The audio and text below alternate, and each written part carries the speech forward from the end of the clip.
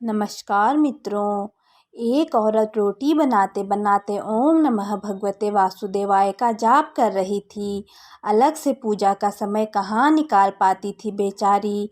बस काम करते करते ही प्रभु के दो नाम ले लेती थी कि अचानक धड़ाम से जोरों की आवाज़ हुई और साथ में एक दर्दनाक चीख निकली। जब आंगन में दौड़कर झांकी तो उसका 8 साल का बच्चा चिंटू बेहोश पड़ा था, खून से लथपथ। दोपहर का वक्त था, घर पर उसके अलावा और कोई नहीं था। वो दौड़ती हुई चिंटू के पास पहुंची। उसे कुछ समझ नहीं आ रहा था कि वह क्या करे। 20 दिन पहले कराए गए अपेंडिक्स के ऑपरेशन के बावजूद न जाने कहाँ से इतनी ताकत आ गई कि वो चिंटू को गोद में उठाया और चौराहे के पास नर्सिंग होम की तरफ दौड़ी। रास्ते में जी भर भगवान को कोसती रही, बड़बड़ाती रही, हे कन्हैया क्या बिगाड़ा था मैंने तुम्हारा, जो मेरे बच्चे के साथ ऐसा किया। नर्सिंग होम में डॉक्टर साहब मिल गए, चिंटू का इलाज हो गया। चोट गहरी नहीं थी, चिंटू ठीक हो गया और उसे होश भी आ गया। वह उसे लेकर घर आ गई। रात को घर पर जब टीवी देख रही थी तब उसका मन बेचैन था।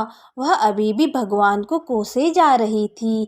एकाएक उसकी आत्मा सिहर उठी। वो सोचने लगी कि कल ही तो आंगन से पाइप का टुकड़ा हटवाया था, ठीक उसी जगह था जहाँ चिंटू गिरा पड़ा था।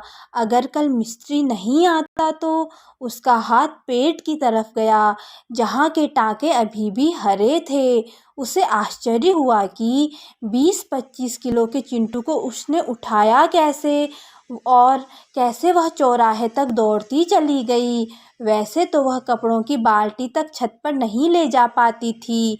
फिर उसे ख्याल आया कि डॉक्टर साहब तो रोज़ 1 बजे चले जाते हैं, तो आज 2 बजे तक वहाँ कैसे थे।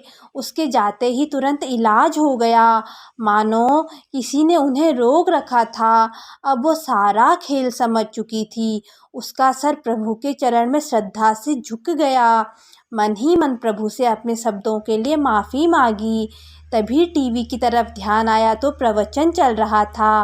प्रभु कहते हैं, मैं तुम्हारे आने वाले संकट को रोक नहीं सकता, लेकिन तुम्हें इतनी शक्ति दे सकता हूँ कि तुम आसानी से उसे पार कर सको। तुम्हारी राह आसान कर सकता हूँ, बस धर्म के मार्ग पर चलते रहो। उसने तभी मंदिर की तरफ देखा तो कन्हैया मुस्कुरा रहे थे। जय श्री राधे कृष्णा। दोस्तों, कथा कैसी लगी? अगर अच्छी लगी तो चैनल को लाइक, शेयर और सब्सक्राइब कर दीजिए। धन्यवाद।